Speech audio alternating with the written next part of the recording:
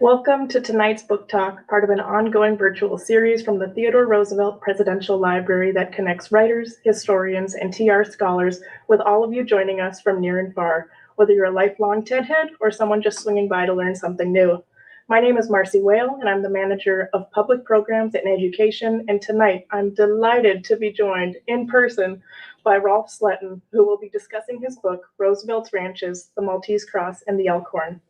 A cornerstone of the Medora community, Rolf grew up in Souris, North Dakota. A graduate of the UND Law School, he worked as a defense attorney and later served as executive director of the North Dakota State Board of Medical Examiners before becoming an author, historian, and scuba diver with over 1,200 dives, I learned this evening. Like so many characters in the book we'll be discussing tonight, Rolf became captivated by the Badlands, a place he now calls one of his homes, and, like both TR and Rolf, who could disagree that the Badlands and the history amidst it are to be, quote, cherished, jealously protected, and carefully preserved for all time, end quote. With that, Rolf, I'll turn the floor over to you. Oh, thanks, Marcy. You bet. Yeah, the history here is indeed fascinating, absolutely fascinating. So thanks for having me here. And we really have an exciting summer ahead of us here in Medora. Some say it might be busy. With the opening of the Presidential Library. A lot of other things going on too. And of course, Medora is also the gateway to Theodore Roosevelt National Park. But the big event is the opening of the library. And this is going to be one of the world's great museums. And it's pretty amazing to think that we're going to have it here in our little town of about 150 people. I know. That is remarkable, isn't it? It is. I suppose that it must be true that many of the people who log on to listen to a presentation from the Presidential Library are quite familiar with Roosevelt's experiences in the Badlands, but it must also be true that some are not. And so I want to take a little bit of time to summarize the chain of events that surrounded Roosevelt out here in the mid-1880s. Not in any great detail, of course, but enough to hopefully get everybody on the same page. So we're going to talk about Theodore Roosevelt's time in the North Dakota Badlands between 1883 and 1887. Of course, at that time, this was Dakota Territory, not North Dakota. But to be clear, Roosevelt's ranching experiences took place in present-day North Dakota. So I'd like to talk about the ways in which Roosevelt's experiences out here affected the trajectory of his life. I think we should start with this question in mind. Was this an important chapter in his life, or is this just a story about a young man on a grand adventure? Well, it certainly was an adventure.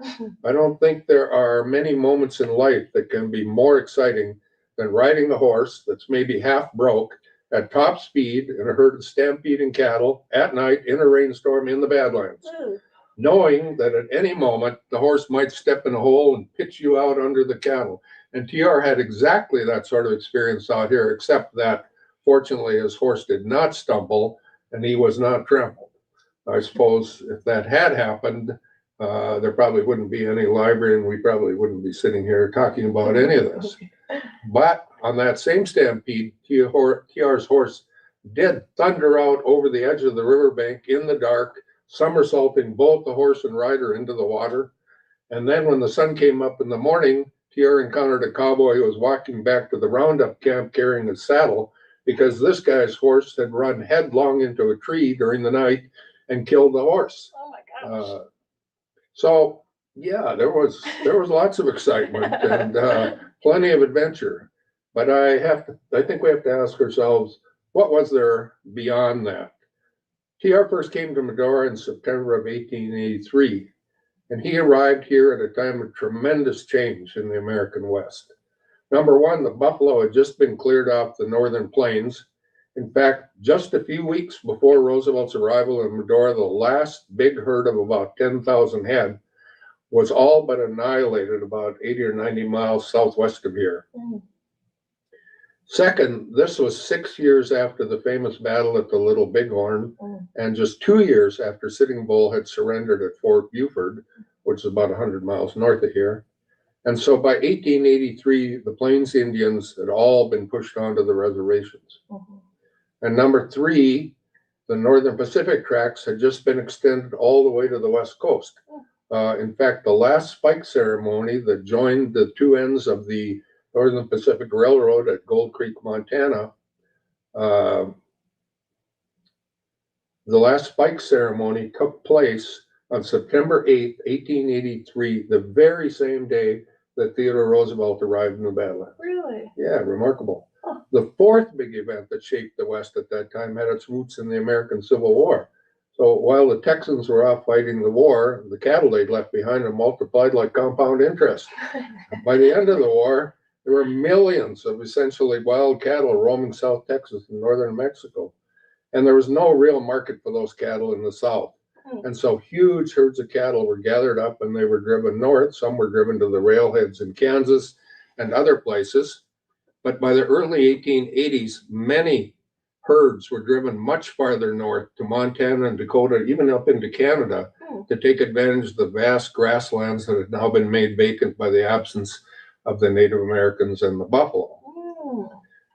You know, TR later described his time in the Badlands with this now famous quote. He said, "It was still the Wild West in those days, the far West, the West of Owen Wister's stories and Frederick Remington's drawings, the West of the Indian and the buffalo hunter, the soldier and the cowpuncher. It was a land of vast silent spaces, of lonely rivers and of plains where the wild game stared at the passing horsemen. It was a land of scattered ranches, of herds of longhorn cattle, and of reckless riders who, unmoved, looked in the eyes of life or death. In that land we led a free and hardy life with horse and rifle. We worked under the scorching midsummer sun when the wide plains shimmered and wavered in the heat. We knew the freezing misery of riding night guard round the cattle in the late fall roundup.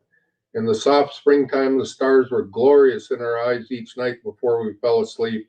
And in the winter, we rode through blinding blizzards when the driven snow dust burned our faces. There were monotonous days as we guided the trail cattle or the beef herds hour after hour at the slowest of walks, and minutes or hours teeming with excitement as we stopped stampedes or swam the herds across rivers, treacherous with quicksands or brimming with ice. We knew toil and hardship and hunger and thirst. We saw men die violent deaths as they worked among the horses and cattle or fought in evil feuds amongst themselves. But we felt the beat of hardy lives in our veins, and ours was the glory of work and the joy of living." Isn't that beautiful writing? It's beautiful. It is. It's really beautiful. The story of TR's experiences in the Badlands begins with a chance encounter that occurred at a meeting of the Free Trade Club in New York on March 28th of 1883. TR was one of the principal speakers at that event. He was then 24 years old, and he was the youngest member of the New York State Assembly, the state legislature. At that meeting, he met a man named Henry Gorringe, and they quickly found that they had a lot in common. TR had written a book on the Naval War of 1812, and Gorringe was a former and really quite famous naval commander.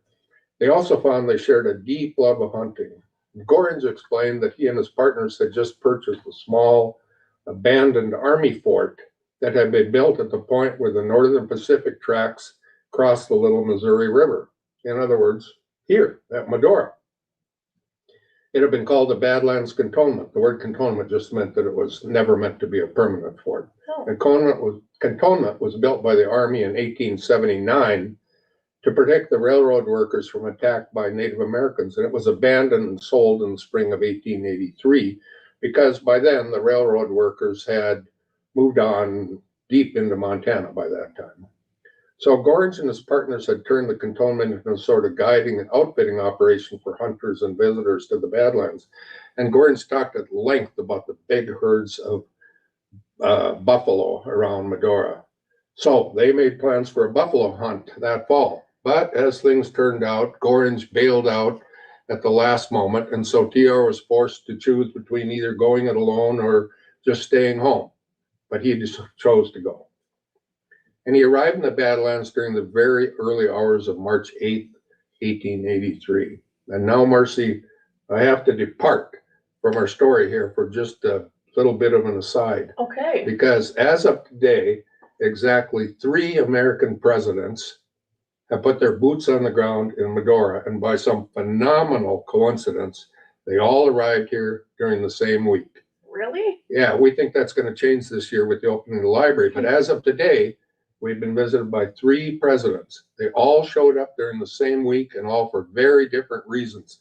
And that was the week of September 2nd to the 8th of 1883. On Sunday, September 2nd, Chester A. Arthur stepped off the train. Arthur was then on his way back to Washington after having visited Yellowstone National Park, our first national park. And then on Friday, the 7th, Ulysses S. Grant stepped off in Medora. He was on his way to Gold Creek, Montana for the Northern Pacific last spike ceremony the following day. And then on Saturday, September 8th, that was the biggest day of all. At about 2 o'clock in the morning, Theodore Roosevelt arrived for the first time.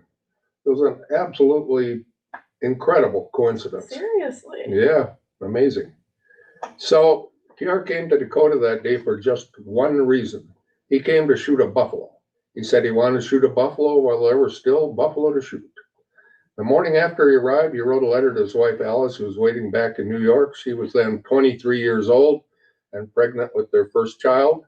And in this letter, he basically complained about everything that he had seen and experienced he had seen arrive in Dakota. He complained about everything. It was like a festival of complaints. He complained about the land, the hotel, the people, the water, even the milk. Everything, even the milk said it tasted like alkali.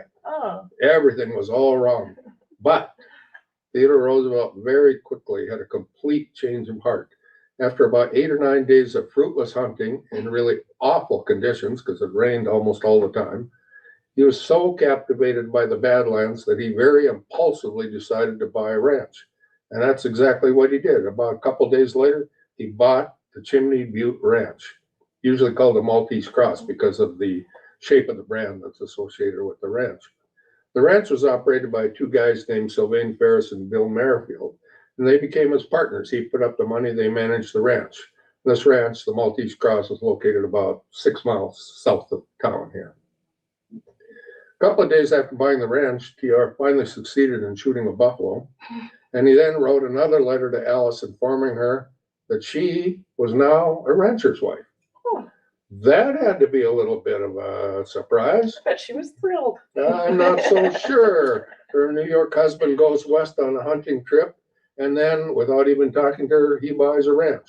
I don't think Alice was really a log cabin, cattle ranching kind of girl. I guess I can see that. TR finished his letter by saying, "Of course, it's all subject to your happiness, my dear." But he did already buy it. Yeah, that seemed to overlook the fact that he'd already written the check. It was a done deal.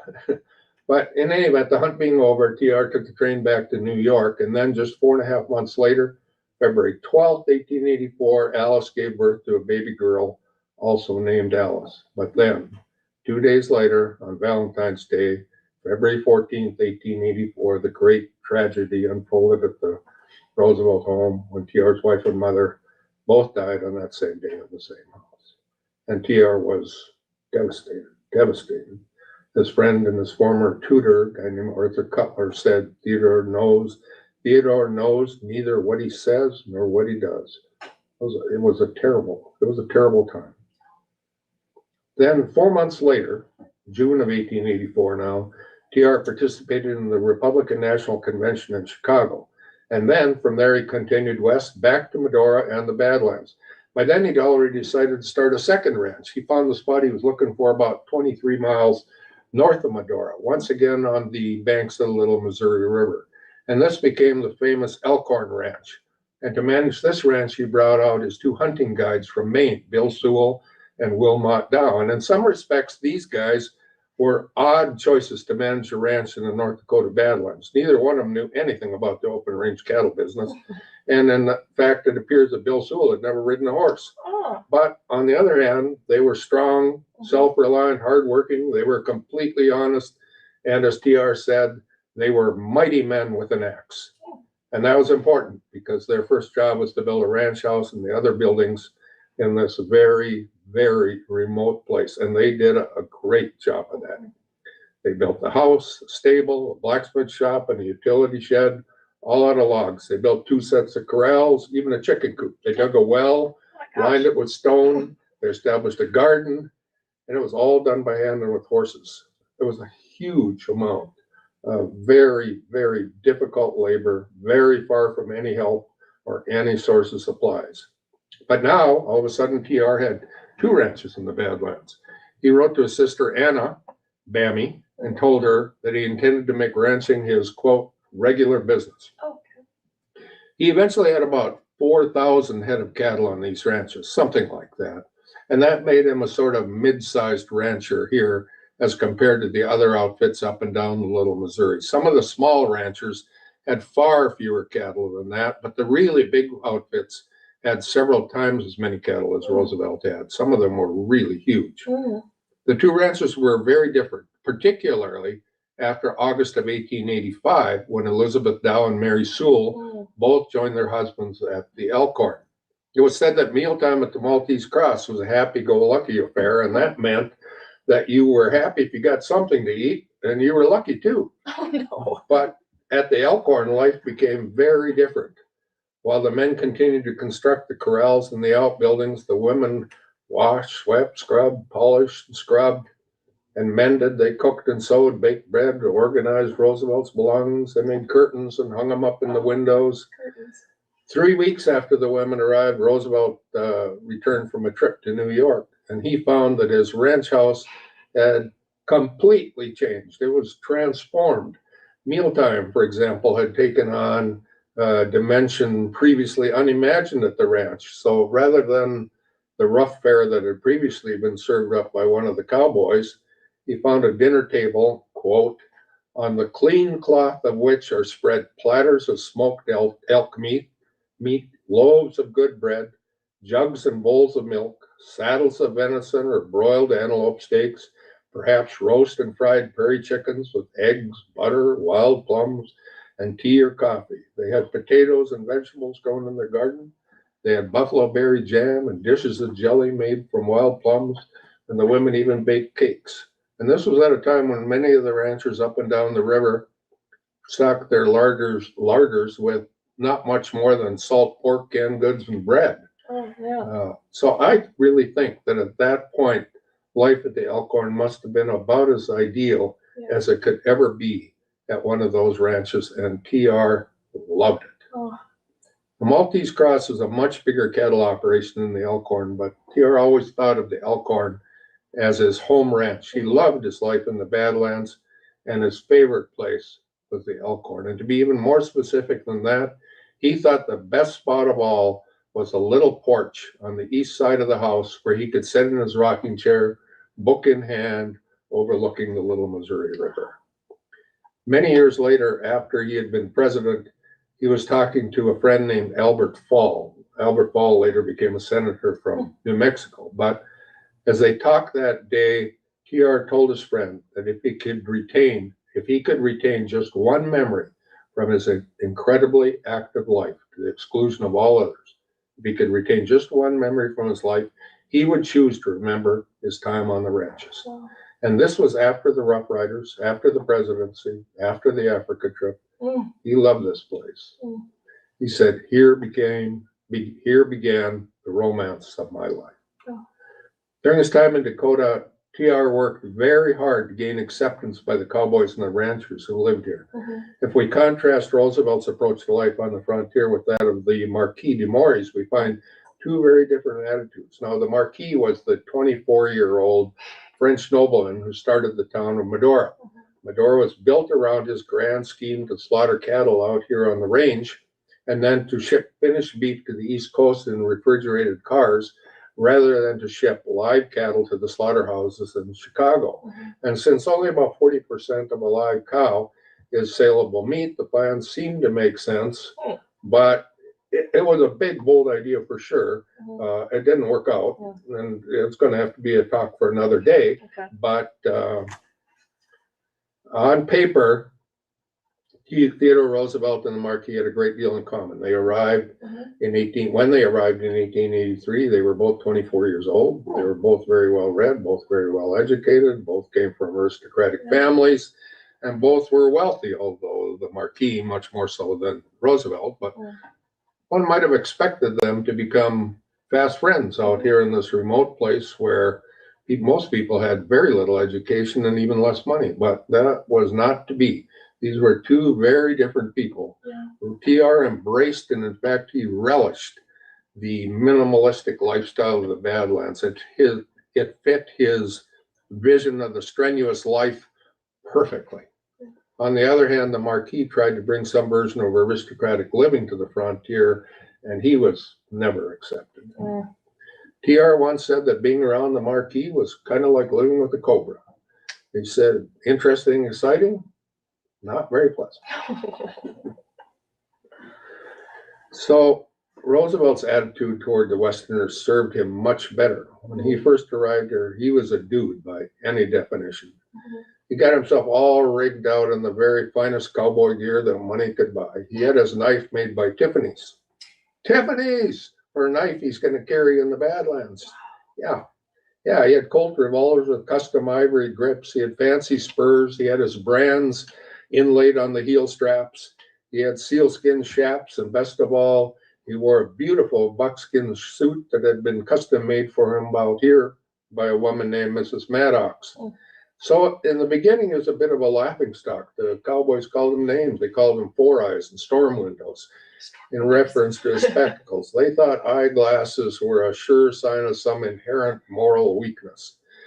And they didn't take him seriously at first, but PR quickly saw that the cowboys cared not at all that his name was Roosevelt, that he went to Harvard, that he'd been elected to the New York State Assembly, or that he was wealthy.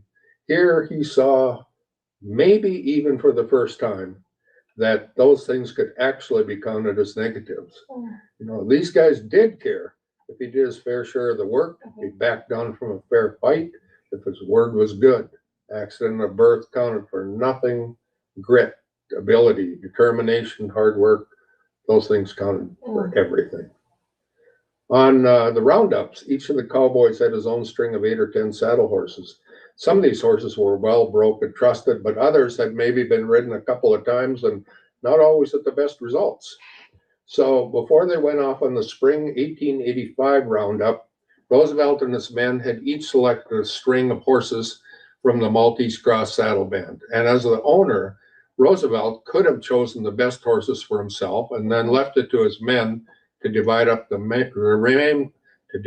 remainder. But instead, he took his turn with the others, selecting one horse at a time until each man had picked 8 or 10 head.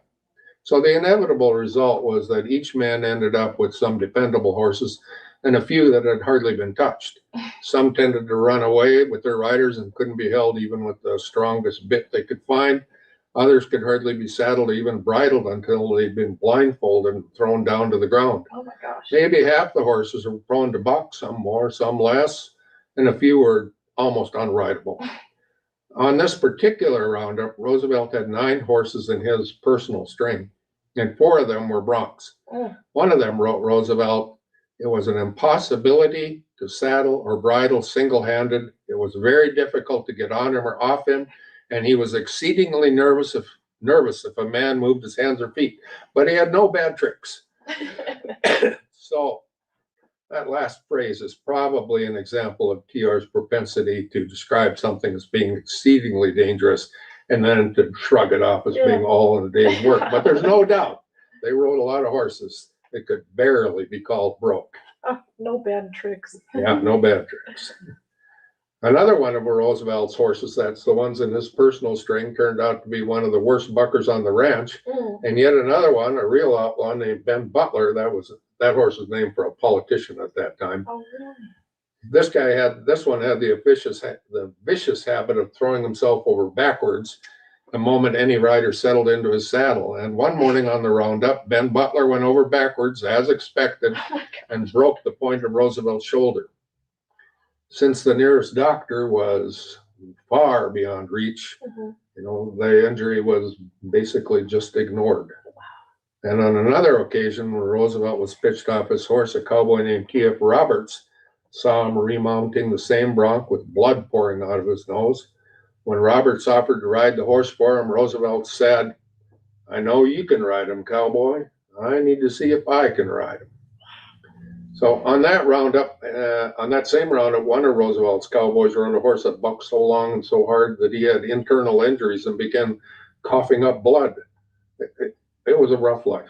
Oh my gosh. For sure. Injuries were frequent, fatigue and discomfort were a certainty, but the cowboy ethic required grim and dogged silence in the face of hunger, cold, absolute exhaustion, or even injury. The creed said, you get it done or die.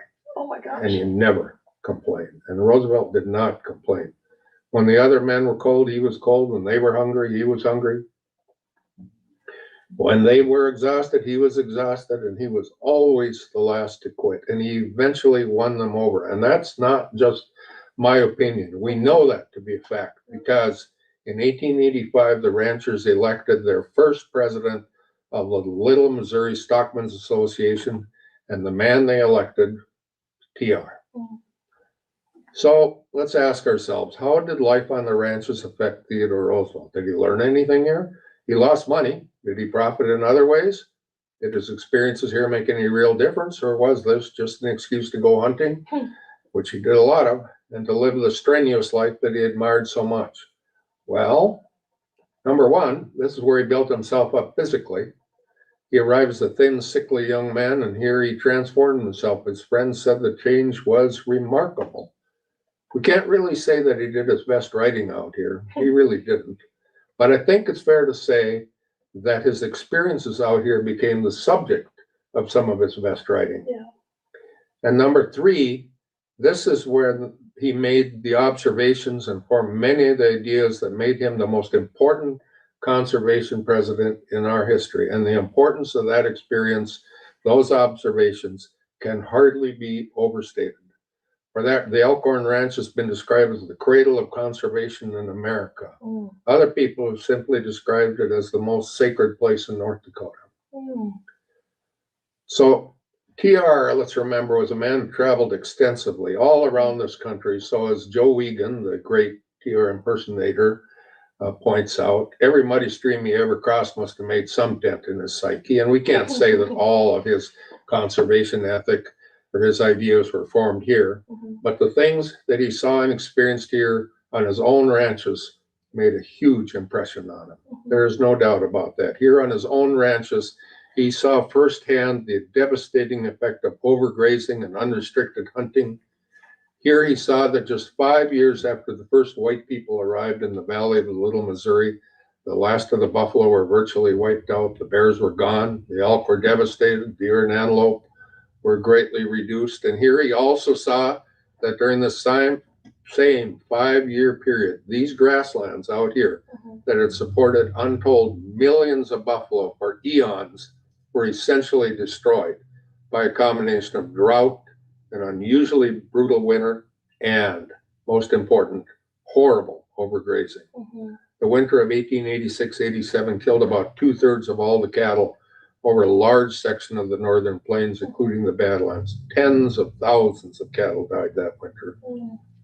That winter effectively put an end to the open range cattle business. It wiped out the Marquise operations in the Badlands, and it also ended TR's active participation in ranching operations.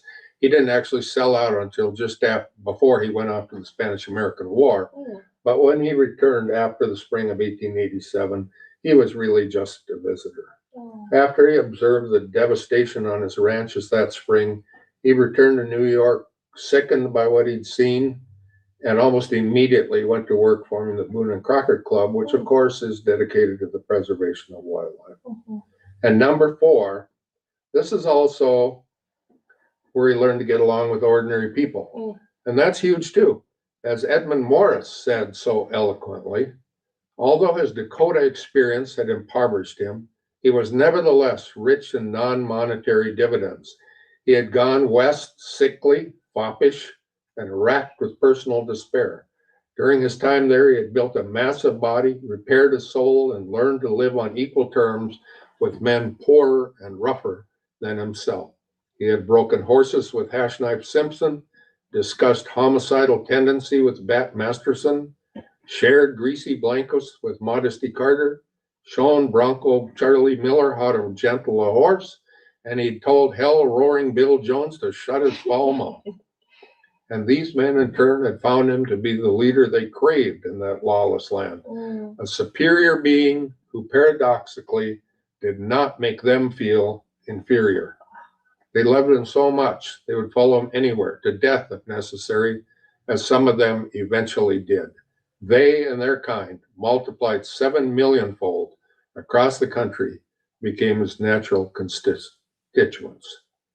So regarding Roosevelt's time on the ranches, this is where he found his health, built himself up physically, repaired his broken soul, engaged in the experiences that gave rise to some of his best writing, and he learned to get along with ordinary people. And this is where he formed so many of the ideas that made him our most important conservation president. So that's an incredible legacy for the ranches. It's huge. But is there more? Well, actually, I think there is. I think there's a lot more. Yeah. TR once said, "I never would have been president, but for my experiences in North Dakota." And we North Dakotans are very fond of that quote. I like that statement. What we usually don't admit is that he made that statement in Fargo, and he made it in the context of a political speech while he was campaigning for vice president. And then, to make it worse, a couple days later, he said almost exactly the same thing in Montana about Montana, even though he never lived in Montana. So that kind of sounds like politician speak, doesn't it? But even though the context might make us a little bit cynical, doesn't mean the statement wasn't true. So was it true? Did Theodore Roosevelt's experiences in North Dakota put him on the road to the White House? Look at how this unfolded. In 1898, TR was busy promoting a declaration of war against Spain. At that time, he was the Assistant Secretary of the Navy. He resigned his position as Assistant Secretary of the Navy and went off to help establish the U.S. 1st Volunteer Cavalry Regiment, the so-called Cowboy Army, the famous Rough Riders. He became the commander of the Rough Riders and returned from Cuba as an immensely popular war hero. And directly because of his newfound fame as a Rough Rider, the Republicans made him their candidate for governor of New York. At that time, the New York Republicans were on the ropes. They were desperate for a strong candidate, and in Theodore Roosevelt, they found exactly what they needed. He had suddenly become very famous and immensely popular, and so he won the election. This was in 1898. Then 2 years later, in 1900, the Republican Party bosses essentially put him out the pasture by making him their candidate for vice president alongside William McKinley. They were sworn into office March 4th, 1901. And 6 months later, September of 1901, McKinley was shot and killed. And all of a sudden, 36 months after his charge up Kettle Hill, Theodore Roosevelt was the 26th president of the United States. So the sequence of events was Rough Rider war hero, governor, vice president, president. And it started with the Rough Riders.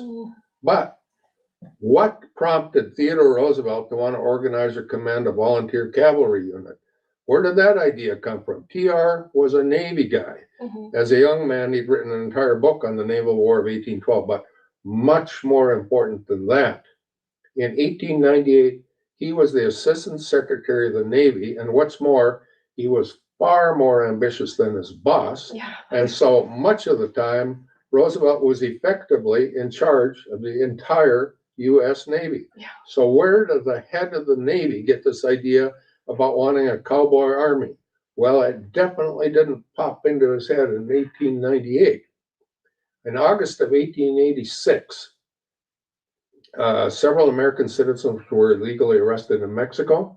And then, to make it worse, an American Army captain named Emmett Crawford was killed by Mexicans after he chased Geronimo across the border into Mexico. And Americans were outraged. And soon there were rumors of an impending war with Mexico flying all across the West. At that time, TR was in Dakota, but by then he was already beginning to struggle with the notion that he was meant for bigger things. And now he thought maybe the opportunity had suddenly fallen in his lap. He wrote to the Secretary of War, a guy named William Endicott, and he offered to raise a cavalry regiment of armed cowboys, men who could ride and shoot. He would assemble his cowboy army in the Badlands and lead them into Mexico to avenge this great wrong that had been visited upon his United States. And fearful that he might miss the chance to implement his plan, he asked his friend Henry Cabot Lodge to telegraph him immediately if it appeared that war was to break out.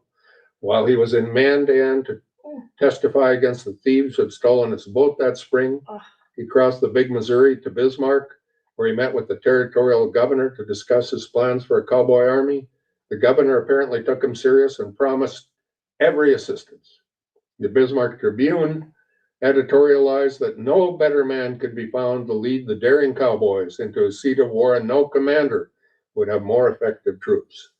And apparently his enthusiasm was infectious, because Bill Merrifield, one of his partners at the Maltese Cross Ranch, even had his war horse picked out for the campaign against Mexico. According to TR, the cowboys were eager for war, and they did not much care with whom. Well, to Roosevelt's great dismay, the little dust-up of Mexico was soon resolved through diplomatic channels, and so, at least for the time being, his dream of a cowboy army fizzled out, for the time being. To Henry Cabot Lodge, he wrote, "If war had come off, I would surely have had behind me as utterly reckless a set of desperados as ever sat in the saddle." Theodore Roosevelt conceived this idea of a cowboy army 13 years before the War with Spain came along, and he actually tried to implement that plan way back in '86. So back to the original question.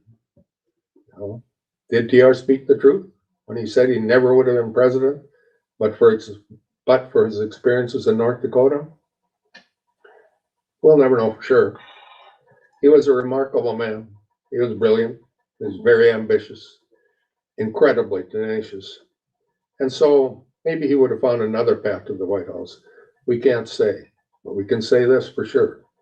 The path that did lead him to the White House went from the ranches to the Rough Riders to Albany to Washington. Theodore Roosevelt's time in the Badlands was an immensely important chapter in his life. Many writers have discussed his time here. Many writers have dismissed his time here as a sort of sidebar, but it was so much more than that. I think it is clear that his Western experience changed Theodore Roosevelt, and consequently, those experiences profoundly affected the course of American history. Thanks for listening to me. Rolf, that was wonderful. I would listen to you any day of the week. And as someone... Well, you won't have to do that. Oh, I'll find a way. And as someone from Mandan, I didn't know that his sort of waiting for the cowboy army go ahead, I didn't know that that happened there. And I love that he was sort of waiting in that area for the news. He was looking for something to do with his life. He had this feeling he was meant for bigger things. Yeah. He wrote kind of in despair to his friend Henry Cabot Lodge about, he didn't really see a lot on the horizon except the hunting in the fall. And then all of a sudden, all these rumors were floating around about a war with Mexico, and he conceived of this idea of the cowboy army. And he was clearly very serious about it. And he got a number of other people to buy into it. Now, whether he ever would have convinced, the top brass at that time to let him go, who knows? But the important point is that the idea was there. The idea had been conceived. Yeah. Oh, and I love the way you tied that thread through that previous moment, just as a lawyer would do. That was beautiful. So we'll be happy to take some questions from our studio audience here. Alice is giving the nod that some have come through, but I'm, as the facilitator here, I get the first go for questions. Good for you. I know. So Roosevelt is one of those figures that was sort of deeply influenced by their family, from the women in his life, but particularly to his father, Theodore Roosevelt Sr. So do you think this drive, this persistence, this grit that he demonstrated out in the Badlands, was that something that we can sort of trace to his father saying, you've got to build your body up? Or was he really desperate to be able to hang alongside the cowboys? What do you think? I think, it certainly is true that his father told him that he had a good mind, but he needed to build his body. and he respected his father very much. Mhm. I think he was the most important man in his life. But I don't think it's as simple as saying that because his father suggested it, Mhm. that he went off to build himself up like this. Uh, his whole family was very impressive. You know, a lot of people thought that Anna, Mhm. Mammy, Yeah. could have been the president Yeah. of the United States. I mean, these were strong-willed, well-educated, powerful people. But for somehow, TR had this love of hunting. Of course, he had a love of nature and wildlife from the time he was a little kid. We haven't talked too much here today about his hunting, but he hunted all his life. It was a huge part of his life. If you read his diaries, when he's out on the East Coast, he mostly writes about what meetings he had, who he met with, what he was doing. Out here, a lot of times, all he wrote down was what he killed. There's no context whatever, just a list of the things that he had shot.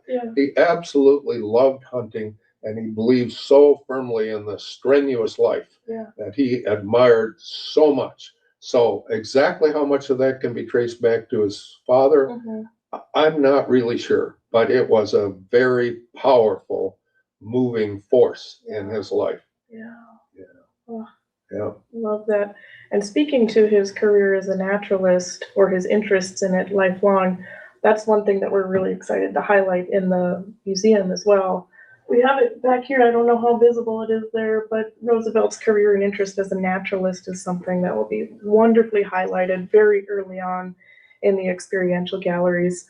It was immensely important to him, beginning at a very young age. The seal skull he saw, right? Right. He started collecting frogs and snakes and everything else he could collect from a very, very young age, and he maintained that interest throughout his life. It was no passing thing.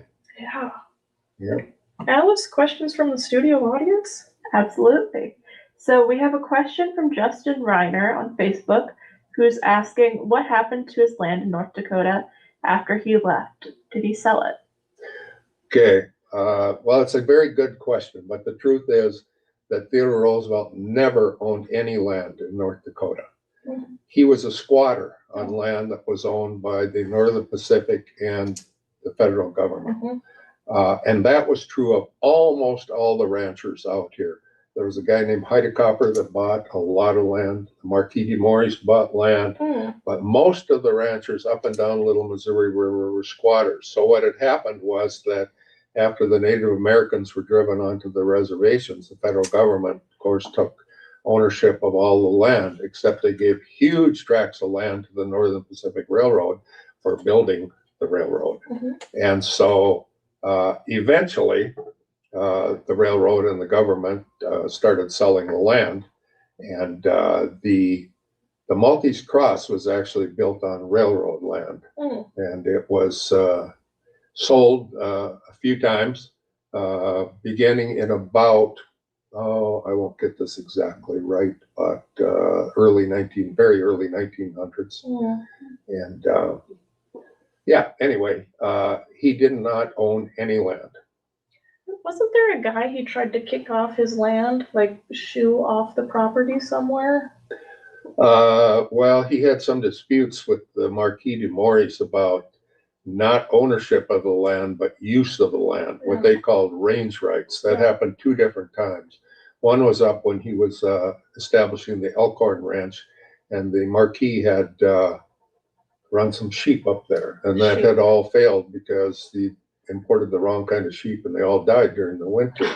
And TR wrote to him and said, I don't see anything here but a bunch of dead sheep, and I'm not counting that as a claim to the land. Well, that was a little bit of an understatement, because one of the cowboys at the Elkhorn Ranch had described this set of corrals, big set of corrals that they found there with all these sad-looking sheep skeletons, little skeletons in it. But so it wasn't just a matter of turning out sheep. The Marquis had actually built some corrals. Anyway, that was one of their disputes. The other one was down at on what they call the bottom, which is an area encircled by a loop, almost encircled by a loop of the river. This was down by the Maltese Cross, and the Marquis had his men drive a big herd of cattle onto one of the bottoms down by the Maltese Cross. So there was a confrontation about that. finally the Marquis backed down, and Roosevelt resumed use of that land for the Maltese Cross. Yeah. So yeah, there were certainly just land disputes, even though neither one of them owned the land in either case. Okay. Alice? All right, another great question from the audience. Jen on Facebook asks, if Theodore Roosevelt were here with us today, looking at how we care for our natural resources, what do you think he'd feel really good about, and where do you think he'd say we still have work to do? Oh, wow. I'm not sure I can give a real good answer to that. I mean, certainly, there are there are agencies and individuals and organizations that are very concerned today about conservation of the grasslands and of wildlife.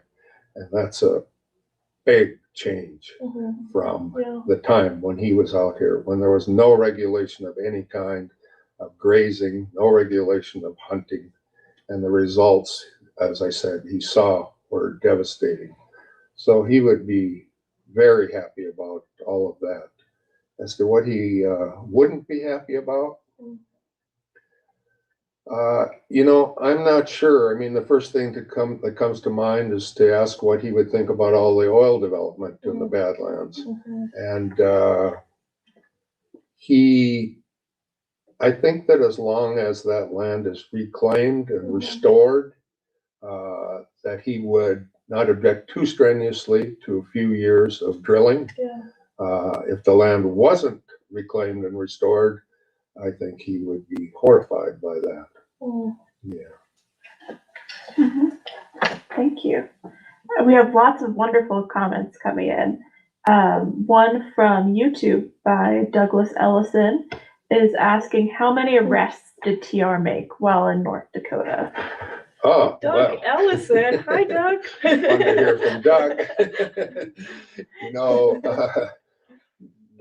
Roosevelt wrote one of the chapters in Ranch Life and the Hunting Trail is called Sheriff's Work on the Ranch. And he really enjoyed referring to himself as a deputy sheriff. Doug and I have talked about this many times, and I don't think he was ever a deputy sheriff. In fact, I'm sure he wasn't. But that all stems from the fact that in 1886, he did succeed in making an arrest of the thieves who had stolen his boat. And that's a long, very interesting story. We won't go into it in detail, but he did manage to capture them, and he marched them back to Dickinson, turned them over to the sheriff, and he was paid $50 for doing the work of a deputy. So that's where all that comes from. But as far as him ever being sworn in to be a deputy, no, I don't think that ever happened. So I think the answer is that the only people he ever arrested, and it was really a sort of citizen's arrest, was the boat thieves. Doug was asking a tricky question. Doug knows the answer. And that's one of those things that it's great to read this book. You have wonderful pictures throughout this book, and a lot that I had never seen before. Oh, good. Including ones by TR himself. And so I'll sneak in with a question here as I'm looking for the picture of the book. Yeah, while you're doing that, TR took several of the pictures in that book. He actually had a dark room at the Elkhorn Ranch. And when the archaeological work was done there in 1959, 1960, they clearly established that he had a dark room there, and they could see imprints of where he had tried to light-proof that room down there. Doug, who just had the question, found an article where Bill Sewell said that, once again, one of the managers at the Elkhorn Ranch said that Roosevelt took his camera along on that chase of the boat thieves, and that he took some of his first photos on that trip. Yep. Now that's TR, so I'm sure he set up the camera and probably had somebody else trip the shutter, but yes. And these photos are fascinating. It would take a long time to really go through them and talk about them in any great detail, but they are to show the capture of the boat thieves. But as a matter of fact, these two photos here were posed. They were staged right at the Elkhorn. Emily Walter and I found the spot where those pictures were taken, and it's right at the Elkhorn Ranch. And if you compare the branches in the trees, there are 3 photos, and you can see they were all clearly taken in the same place. Now, there's a 4th photo that shows Bill Sewell and Wilmot Dow standing in the boat during the boat chase. And so I thought, if 3 of the 4 photos were posed, I suppose all of them were posed. But Doug thought, you know, that isn't necessarily true. And he went off searching, and he found the spot where that 4th photo was taken. And that one was taken on the boat chase, on the chasing the thieves who stole the boat. It was taken in real time. And it's a wonderful picture. I mean, it's perfectly clear. So you have to ask yourself, what happened to the other pictures that TR must have taken on that trip? He had his camera along. He talked about how tedious it was when they were blocked by the ice jam, and they couldn't progress down the river. And he's reading Anna Karenina, and he has basically nothing to do. And he had his camera. He must have taken lots of pictures, but apparently only one of them turned out, and that's the one you're looking at right now with Bill Sewell and Wilmot Dow in the boat. And so by the time he got back, he must have recognized that the pictures had been destroyed or hadn't turned out, because when he got back to the Elkhorn, he staged the photos of the capture using Bill Sewell and Wilmot Dow as models. Yeah, it's a great story. I didn't know that. Incredible. Yeah. More questions? Absolutely. So one from YouTube is asking, what is your favorite story about Theodore Roosevelt that connects to North Dakota? Well, I think we just talked about it, and it's the pursuit of the boat thieves. And when I was writing this book, and I got to the point where I was going to write about the pursuit, about the boat thieves, I thought, man, this has been written about so many times before. I really don't even want to do it, but obviously I have to. Yeah. And it turned out that the more I read and studied it, the more fascinating it became, partly because of those photos and kind of the mystery surrounding those photos. But it's also a great tale of adventure. And it's a story that tells us a lot about Theodore Roosevelt. You know, there are many writers who have written that in 1884, he and the Marquis de Moraes went to Montana and met with Granville Stewart, who was then organizing the vigilantes. And according to the story, they both wanted to become part of the join the vigilantes. That didn't happen. That story is not true. And we could talk about that in detail of why I'm so certain that isn't true. But one of the things is that when he pursued the boat thieves and caught them, they ran out of food. And at one point, he was very close to simply letting them go, turning them loose. And when when he finally got back to what passed for civilization, the other ranchers said, "What are you doing? Why didn't you just shoot him?" You know, he wouldn't do that. So he certainly wasn't the kind of person that wanted to get into the business of hanging and shooting people without a trial, as the vigilantes were doing. He wasn't. Now, there are a number of other reasons why that meeting in Montana couldn't have happened. But I think this boat chase story is fascinating because another thing that's interesting about it is kind of he finally made it to the Diamond Sea Ranch over by the Killdeer Mountains. And there he procured a wagon, a team of horses, and a driver. And he loaded the thieves into the wagon, and then they drove off cross country to Dickinson, about 40 miles. And he walked behind the whole time with his rifle. Really? What was that all about?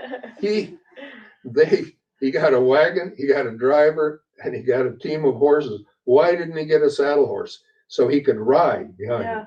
If there was one thing those ranchers had, it was lots of horses. They all had a lot of horses. Some of them not very well broke, but they had a lot of horses. But he chose to walk. The only thing I can think of is that it made a better story. Really, it made a better story. So he walked behind. He didn't dare ride in the wagon because he said the bad guys might overwhelm him. So he walked behind. Well, why didn't he ride behind? If one of them jumped out of the wagon and started to run, wouldn't he be much better off on a horse? Yeah. Yeah, he would, obviously. It's a really odd aside about the boat thief story. And when he gets to Dickinson, he's like looking for a doctor or something. Oh, yeah, his he feet was- are so messed up. Yes, exactly. This walk was tough. It was really tough. Besides that, they spent one night at a little shack, and Roosevelt didn't dare fall asleep. He'd stay awake all night to guard the thieves.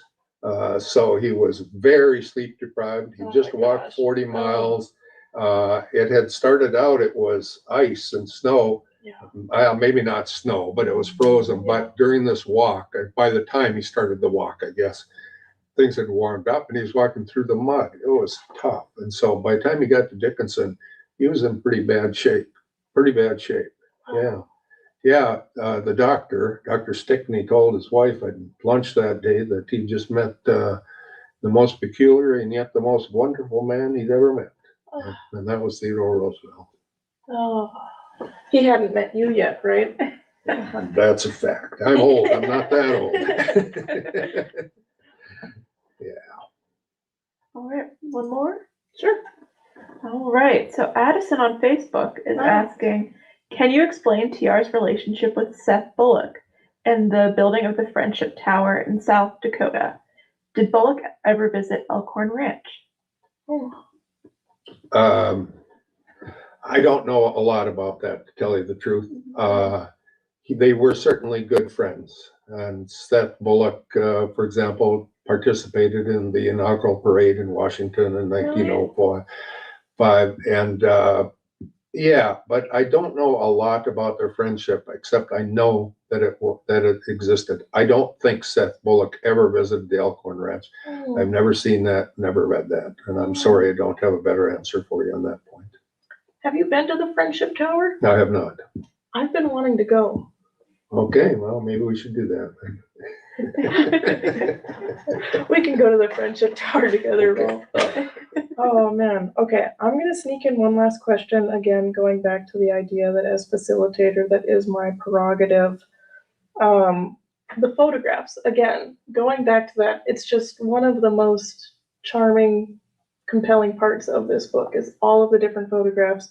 And you very carefully demarcate which ones were by Theodore Roosevelt. And first of all, he's got a great eye for composition. Yeah. He takes a pretty mean photograph. He did. And then second, how did historians work to identify which images that he took? How did they know that? I can't really trace it back to you. I think the answer lies at the Houghton Library at Harvard, which is where I got a lot of these photos, all of the Roosevelt photos. They are in the Theodore Roosevelt collection at Harvard.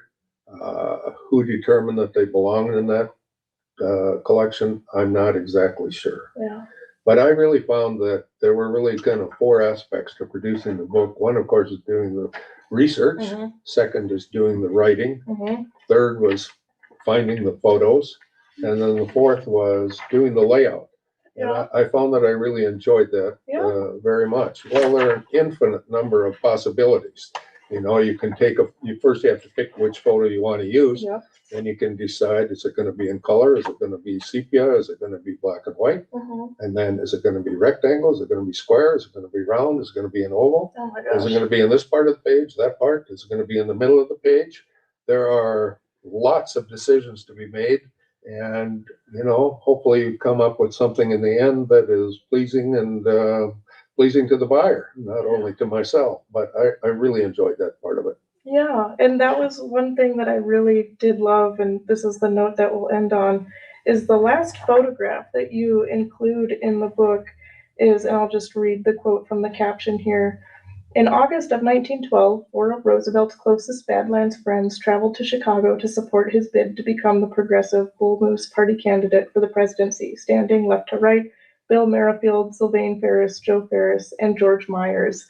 And so this totally ties together that idea of this was Roosevelt becoming a man of the people, and he couldn't have become the president without his time in North Dakota with people like, Bill and Sylvain and Joe and George, and that's the last photo that you end on, and it's just a beautiful encapsulation of Roosevelt's time in the Badlands. Well, thanks, Marcy. Yeah, I think that is interesting. So as Marcy said, those four guys all became delegates to the Bull Moose Convention in 1912. But by that time, Joe Ferris had moved to, Joe Ferris, of course, was a storekeeper in Medora for many, many, many years and a very close friend of Theodore Roosevelt's. And as a matter of fact, Joe Ferris was Theodore Roosevelt's guide on that first hunting trip in 1883. They became very close friends in the rain. And TR just about ran poor old Joe right into the ground there. I know. And then his brother Sylvain and Bill Merrifield were the managers of the Elkhorn of the Maltese Cross Ranch. And George Myers was a cowboy on the Maltese Cross Ranch. But by 1912, at the time of the convention, Joe Ferris had moved to Montana and Bill Merrifield had moved to Montana. And in fact, Roosevelt had appointed him as a marshal. And then Sylvain Ferris and George Myers were still living in North Dakota. So they were delegates from North Dakota. The other two were delegates from Montana. And they all went to Washington to support their friend, Theodore Roosevelt. Yeah. Well, on that note, listeners, if you enjoyed tonight's conversation, please share it with a friend, and we hope it sparks a good conversation of your own. And before we sign off tonight, we're excited to share a little bit of extra news. Tickets for the grand opening of the Theodore Roosevelt Presidential Library will soon be available for purchase. If you want in on what is certain to be a historic day, founding members will have the first opportunity to reserve tickets beginning March 23rd. So if you've been thinking about becoming a member of the TRPL, now is a pretty darn good time to do so, if I say so myself. To learn more about tickets, memberships, and all of our upcoming programs, visit us at trlibrary.com. We'll leave the light on for you. With that, have a good night, and we'll see you on March 23rd for our next virtual program featuring the one and only Ken Vane. We hope you have a good night. Thank you, Rolf. Thank you, Marcy.